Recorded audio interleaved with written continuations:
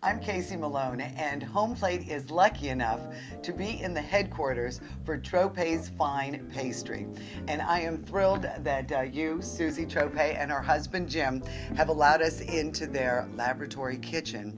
And we are going to discover how to make this wonderful biscotti, which is one of their signature dishes, amongst others. But this is really what has put them on the map. So we're here at headquarters in Campbell. And Susie, give us a little background on how you got into the biscotti business.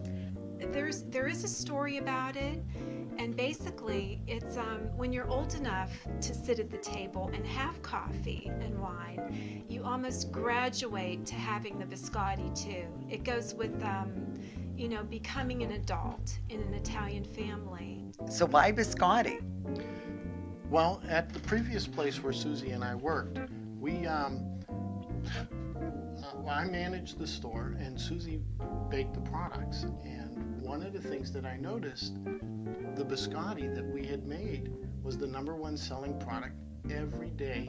Every day. It was day in and day out, it was always #1. And then we knew, this is something that we could take not only to where we were, but to other places. Your biscotti recipe is an old family recipe from your grandmother? Yes, it is.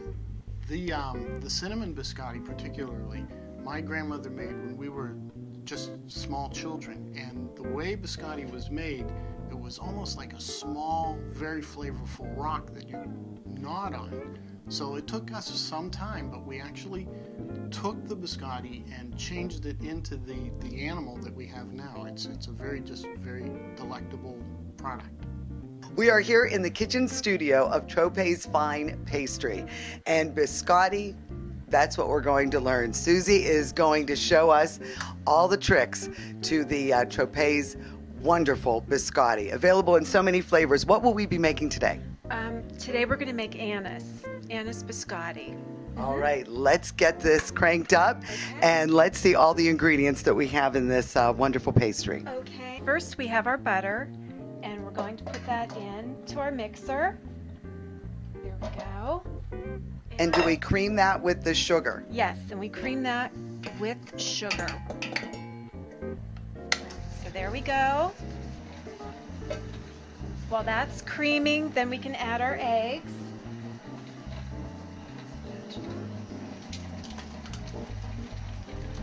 And then this is our flavoring.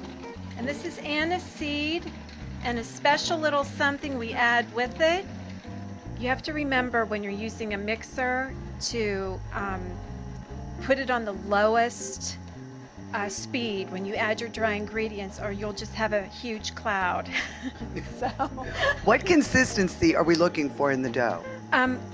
It'll all come together and just form a nice ball of dough. It'll pull away from the side.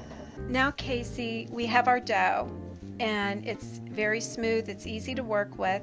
So what we want to do is we want to remove some of it from the bowl and put it on the tray like this, and we're going to make our log. This dough is enough for one log. Just about, yes. And how many biscotti will you get from this log? Like 2.5 dozen. Right. So we put this down here like this, and then I use this tool right here, and this has my measurement on it, and actually the log will be this wide. It's like 6 inches wide. So what I want to do is I want to start pressing it to form the shape that I need. It will go into the oven at 350 for 25 minutes. Wow, they're already done. Here we are. Here's the baked loaf. Now, how long will you allow this to cool before you cut it? 15 minutes. And then you cut them, and I could show you how that's done. Here's my knife. And this is the treat, because you get the end. The heel, that's my favorite part. Yes. And then we just cut them like this. Okay. Oh, beautiful golden brown. There they are, and they're all finished. What is your most popular flavor? Would this be it? I think the double chocolate decadence. I think that's our favorite, and but these are very popular too. Just like a box of chocolate, each biscotti has its own personality. This particular one is the dark chocolate pecan praline. And what we do is we dip just the bottom side of it. And in order to do it right, you put the back side in first, and then the front side, and then you let the chocolate drain off. Now we want to get a nice, smooth surface on the bottom, so we place it right on the parchment paper. Really enjoying the hospitality here at Tropea's Fine Pastry. Wine with our biscotti. Oh, Cheers! I always thought you enjoyed biscotti with coffee. actually, you know what? It goes very well with coffee, but we found that it goes very well with wine. Particularly a red wine. Our cinnamon and our anise biscotti go very, very good with it. And if the Homeplate viewer would like to try the Tropea Fine Pastry and biscotti, how would they get this so they could try it with some wine and coffee? If you're in Boardman, you can get it at Catulo Meats, or in Canfield, you can get it at Super Suppers. You can call us directly. You can check our website.